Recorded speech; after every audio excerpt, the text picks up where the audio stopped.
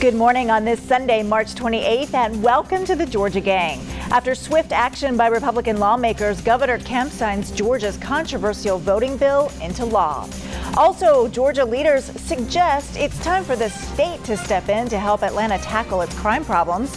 And the Atlanta Braves giving Georgians hope during the pandemic that they'll see crowds at Truist Park at capacity as soon as June. Phil, Thayer, and Kathy and Janelle are all here. The debate and discussion begin right now. From the Fox 5 studios, the Georgia Gang starts now. With the stroke of his pen and little fanfare, Governor Brian Kemp signed Senate Bill 202 into law, changing the way Georgians vote in upcoming elections. Democrats near and far say they are disgusted. What I'm worried about is how un-American this whole initiative is. It's sick. It's sick. According to them, if you support voter ID for absentee ballots, you're a racist. According to them, if you believe in protecting the security and sanctity of the ballot box, you're a, quote, Jim Crow in a suit and tie. Governor Brian Kemp called the Senate bill common sense election law reform. It replaces the signature match process for absentee ballots with a photo ID requirement. It restricts where and when ballot drop boxes can be used, and members of the public would no longer be allowed to give voters food and water when they're standing in line. Governor Kemp says he's prepared for the fight ahead from Democrats and other opponents. Like before, I'm sure they will threaten, boycott, sue, demonize, and team up with their friends in the national media to call me everything in the book. But fighting for free and fair elections is worth all of that and more. Governor Kemp was holding his news conference. There was drama outside his office where state troopers arrested State Representative Park Cannon. She was knocking on the door of the governor's office, and state troopers charged her with obstruction and disrupting General Assembly sessions. Theron, I'll start with you this week and just get your thoughts on how this all played out. Well, it's a sad day to be a Georgian, and I agree with President Biden that this was very un-American and despicable what we saw unfold at the Capitol this week. Lori, there's so much to cover, but let me just tackle a few issues. And so let's start with what the Republicans have been saying all session. And I've been coming on the show every week, sort of criticizing them, trying to make sure they don't disenfranchise voters with weekend voting, particularly Sunday voting. So that was, thank God, preserved. We are going to have weekend voting and Sunday voting in Georgia. And one of the things they talked about, Lori, is that it was all these voter irregularities that happened during the election, right? And they have yet to really tackle any irregularities and produce any facts of those irregularities. The only thing that was irregular in the elections was that Democrats won in Georgia.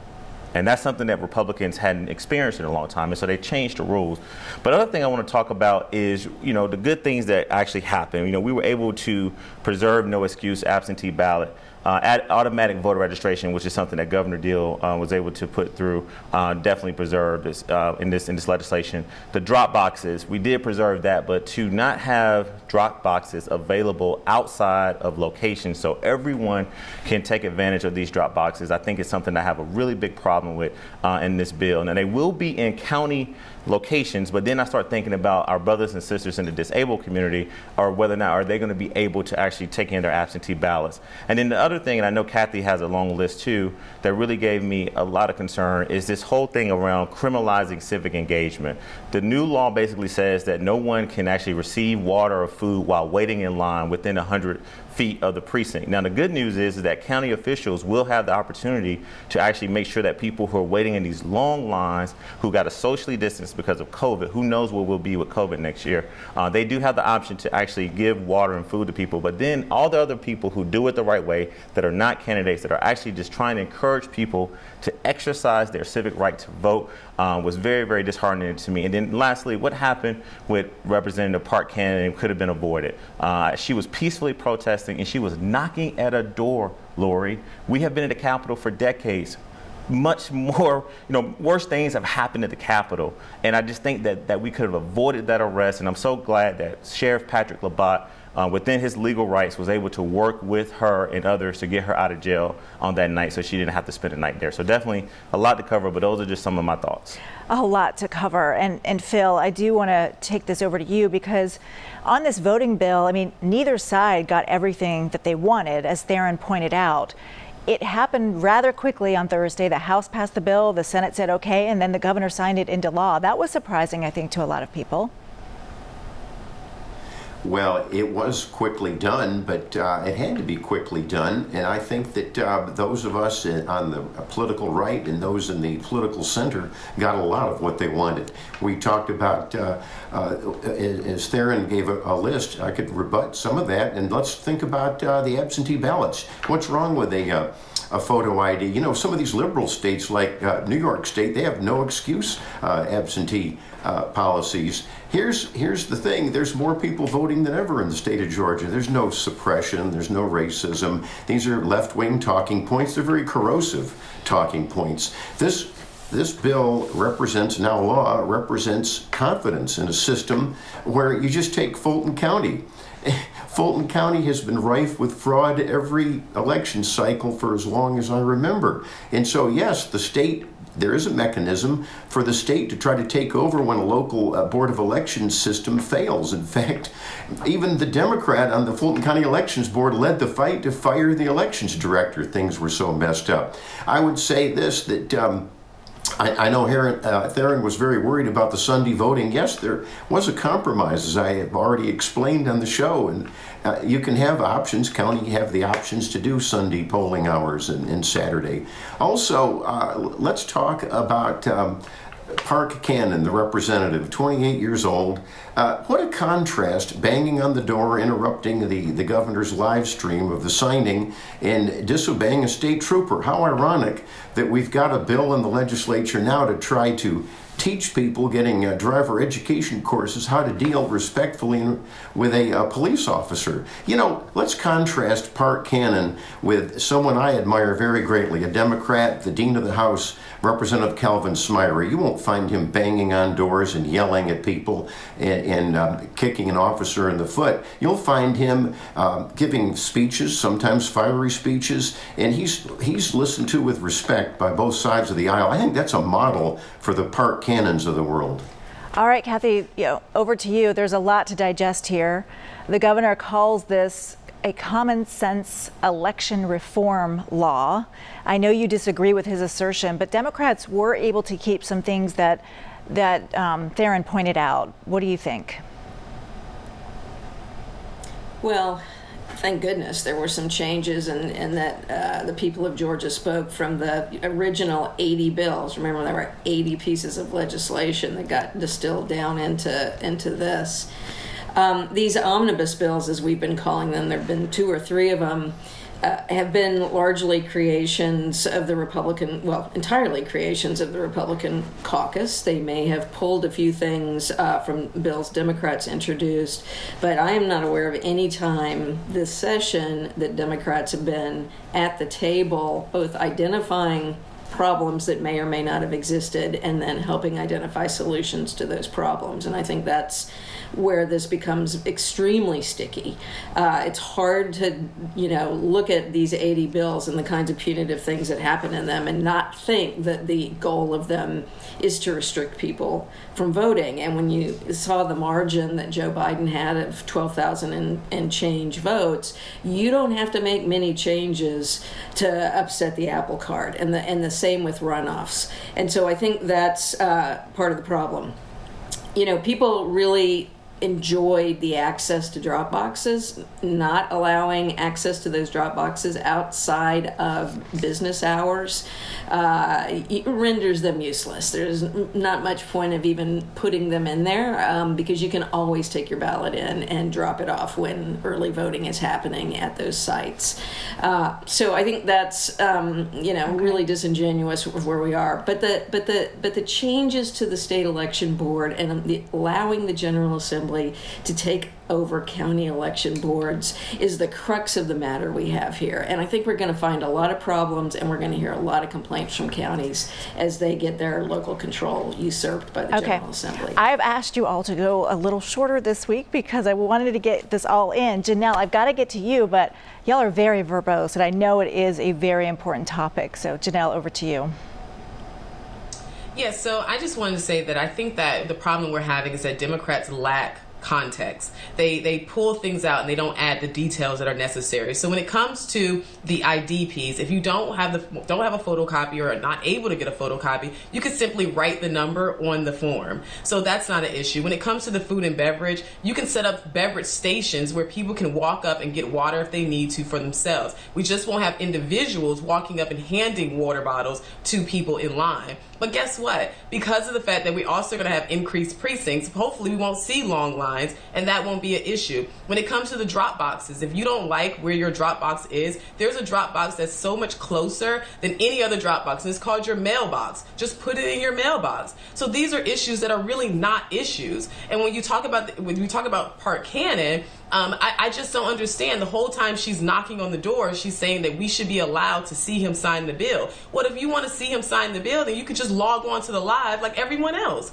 So it's just, these are things and these are theatrics that happen in order to try to stall progress. At the end of the day, the bill is to protect our votes. It is not to try to suppress them. Matter of fact, a lot of the if you actually read the bill, there's a lot of details in there that add additional protections, like the hotline that no Democrat is talking about. So if you have any issues, you can call a hotline that goes straight to the AG's office, and then the office has 3 days or sooner to get back to you in order to address these issues. So these are things that help us, not hurt us. But I know it's not Democratic talking points. I know it doesn't help their cause, so I get that they have to keep pressing it. But at the end of the day, the bill is not to suppress your vote. It is to protect your vote. All right. Unfortunately, guys, I've got to leave it there. We are completely out of time and over. So coming up, House Speaker David Ralston says perhaps the state should help Atlanta with its crime problem.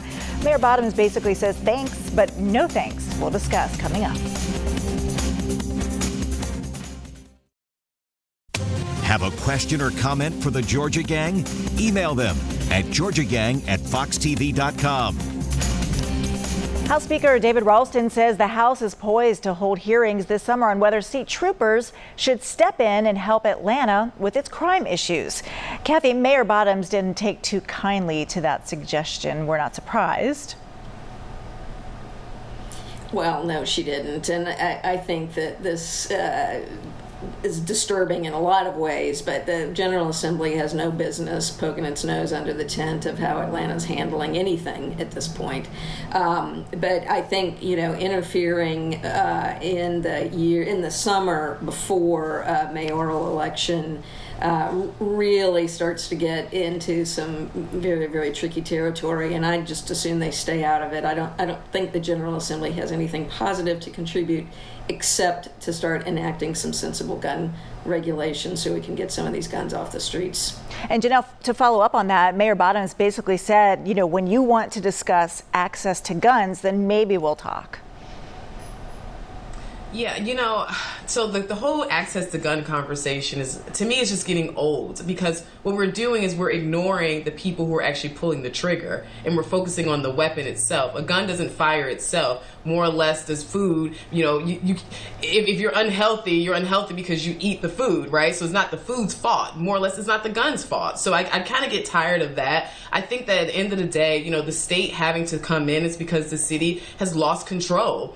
People want to be able to sleep at night. This is something that is really, really important. No matter what your policies are, if I can't go to my trash can and dump my trash at night because I'm afraid that someone's going to hit me over the head, then that is a problem. And that is where this is really coming from. I don't think the state wants to have to do this, but if the city can't get control, then there's no other option. I think this is an issue where I just hate that politics is in the way, because I think all law enforcement, they like to work together. We see them on numerous crime scenes working together, and it would be nice to see that in some of these instances as well.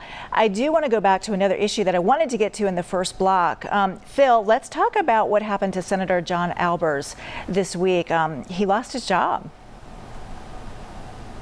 Well, that's right, and it's a sad time in this country where you've got cancel culture, as they call it now. Senator Albers, whether you agree with some of his positions or not, had every right to vote any way he wanted to or not vote. He can be criticized. He gave a speech, and all of a sudden his law firm fires him. Now, what kind of freedom of speech is that? You know, and it goes to a bigger problem, too. You probably would not believe that I'm going to praise Socialist Senator Bernie Sanders on the national scene. Senator Sanders kind of spoke to this, too, by saying, you know what? Former President Donald Trump should never have been censored off Twitter. Let him speak, whether you agree with it, disagree with it. And so I think that there needs to be some pushback against law firms, companies that are trying to censor people. I don't care if it's from the right, the left, or the middle. We used to value free speech and a free expression. This show is a great example of widely varying opinions, and then you can take a pick and see what you think, do more research on your own. Let's have more of that, not less of it. And Theron, it's my understanding, too, that this all stemmed from a tweet from the Lincoln Project that actually was wrong. And it just kind of spiraled from there, as we often see on social media. Your thoughts on all of this and how this plays out? I mean, it is scary to think that, these lawmakers who devote a lot of time down there don't get paid much, yet, their jobs are on the line and supporting their families because of perhaps a view that they have. Yeah, there's three issues here, Lori. First is the one you touched on, which is the freedom of speech and what Phil touched on. I mean, Senator Alberts definitely was wrongly accused by the Lincoln Project. And I think that the thing that's really disheartening to me is that, he's a person that many Democrats and Republicans respect. As Phil mentioned, a lot of times folks may not always agree with him on policy issues, but I don't think the man he doesn't deserve to be fired. But the other issue we have here is about attracting talent and being able to give these state legislators the raises that they deserve. Lori, they have not gotten a raise in over 20 years. And I know Speaker David Ralston and others lend their voice to that this week to try to get the pay raise, and that didn't happen. But we got to recruit people that want to actually serve in the state legislature. Most of the people that are there either retired or very wealthy, but we need to have those professionals who will have an employer that will give them an opportunity to take 3 to 4 months off to be able to serve the constituents that they've been elected by. And so the bigger issue here is actually making sure that employers understand that they have these state reps and these state senators working for them, and they got to have a communication stream to let them know what they can and cannot do. But definitely did not want him to end up losing his job. But it's a bigger issue about retaining the legislators that we got, and also attracting new people that can have outside jobs and have a part-time job as a state legislature. Yeah, it's something I think we all agree on. Thanks, everybody. Coming up, if you're over the age of 16 in Georgia, you're now eligible for the COVID vaccine. We'll discuss on The Expansion next.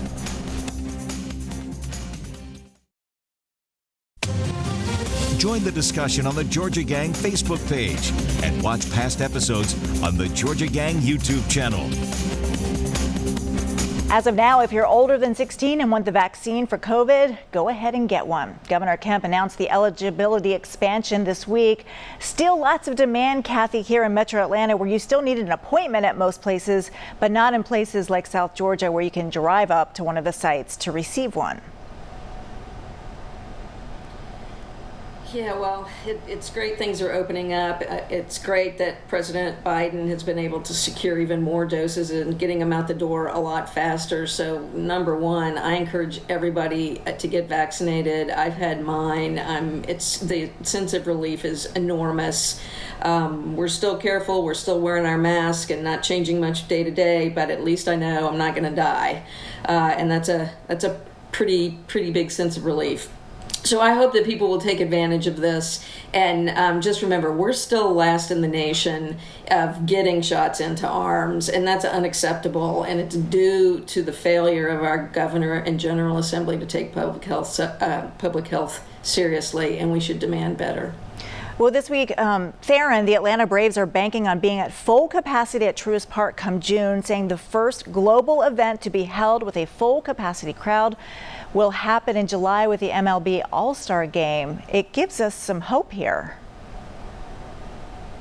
It does, and I know Janelle is a huge Braves fan, and so I'll kind of speak for you, Janelle, if you don't mind. I know you're anxious to get back out there as a season ticket holder, and I'm anxious to get back out there as well, but I do feel my Kathy Willard sort of spirit among me that we got to continue to be very safe and make sure that when we go back to these global events and sporting events that we maintain our socially distance from each other, and also make sure we wear masks. But this is a very brave but necessary move by the Atlanta Braves to actually announce this and to have protocols in place, Lori, to make sure that when they do this event, which is risky but necessary, that all the fans will be able to enjoy a nice baseball game but protect themselves in the process. Janelle, what do you think? Will it be too soon, or does it seem that we're vaccinating enough people and that this truly is a real possibility? Well, Theron had it right, and no, I don't think it's too soon. I think it's not soon enough, but that's just me because I love the games. But yeah, I do agree that we've done a good job of maintaining this virus as we can for something that we just didn't expect or to have no clue on. So I'm excited about that. One of the things that's clear, though, is that we clearly are moving in the right direction. I mean, even during President Biden's press conference, there was very little mention of the coronavirus because we have it so far under control. I know there was other talks about other issues. So I think that's a good sign, showing that we are in a good position, and having the vaccinations available to everyone is definitely going to help that as well. All right, I want to switch gears because this week a House panel gave the okay to a bill that would provide more education on what to do when you're pulled over by police. And this could be part of a new driver's ed curriculum. Phil, your comments on this bill? Well, I think that it is a good bill. It's, again, a sad commentary on our society and culture that we have to do this. I know I was raised where you have to respect authority and respect, say, a law enforcement officer. And, an arrest is just an arrest. Now, you can still fight that. You can get a lawyer. You can try to work through it through the court system. You don't have to run. You don't have to mouth off to the officer. You don't have to escalate the conflict, although I do think officers need to be trained in proper professional de-escalation. But I think that it can only, I don't see how it can hurt. Let me put it that way. Phil, or Theron, do you think this will have bipartisan support? I think it needs to have bipartisan support. Listen, we all wonder what to do when you get pulled over. I definitely think the training is necessary for us as citizens, but also let's not forget that these officers need to continue to get the training, particularly de-escalating situations that turn hostile. And so I know we're trying to avoid that, but I think you'll see some bipartisan support in the legislature for this. All right, we'll follow it up. Thanks, everybody. Coming up, we'll have winners and losers. Stay tuned.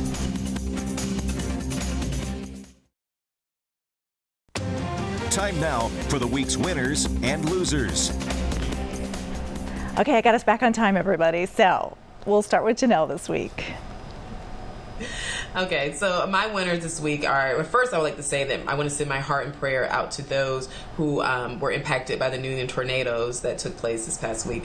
Also, the adoption tax credit increase bill that passed recently in the House with bipartisan support. As a pro-lifer, I love seeing support like this. And my loser this week is that Biden press conference. I have to make it my loser. We barely got any answers. I feel like the stories went on and on and on, but at least it did force him to have to talk about the border crisis that he was trying to avoid. So I guess that's the silver lining in it all. All right, over to Kathy. Oh, man, I love the Biden press conference. It was great to hear a president that actually can speak coherently about public policy and how to get things done. So that was a winner for me. I think, science and good sense prevailed. The bill that would have forced nursing homes to let people in to see folks during during COVID is pretty stalled out because there were some very serious underlying problems about the ability of hospitals to control who comes in at various situations. But what's interesting is this loser of a General Assembly hasn't even passed a budget yet. They managed to spend all their time focused on voting restrictions, but they haven't passed the budget, which is really all that they're there to do. So stay tuned. This is the last week of the General Assembly. Thank goodness they'll be done on Wednesday night, and there's still a lot to come. And we'll be discussing all of that to come. Thanks, Kathy. And Theron, we've got about 2 minutes. Over to you. Okay, I definitely want to make President Biden my winner and Mayor Bottoms this week. President Biden, Lori, has been in Georgia twice in 1 week. He was here physically last week with Vice President Harris, and he will be hosting a fundraiser for the mayor as we tape on Friday, where I think she's going to raise a lot of money. So all these questions about whether the mayor is serious about running for re-election and will she have enough money, I think a lot of those answers will be provided to people after this disclosure report. But definitely want to thank the president for supporting Mayor Bottoms, who's been a loyal advocate of his for so long. And then lastly, my loser are going to be the voters who now have to just jump through significant hurdles to access the ballot box because of Senate Bill 202. And I want to thank all the Democrats who voted against that Senate bill. All right, Phil, we got about a minute.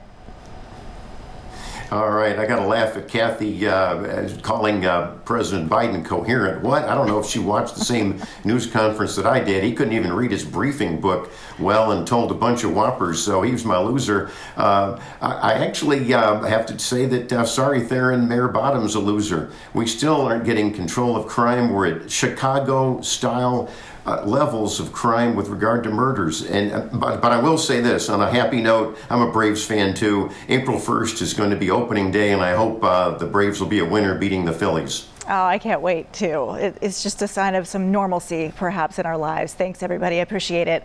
And my winner this week is Sally Sears. She is a former reporter here at Fox 5, also across the street. She's got a travel memoir out. It's fascinating and it really takes us back to a time when we could actually travel the world. It's a fascinating book. We love Sally. She's a true winner in our eyes. You can find more at sallysears.com. Thanks everybody, and we will see you again next week. Bye-bye. The opinions expressed in this broadcast are those of the panelists appearing in this program.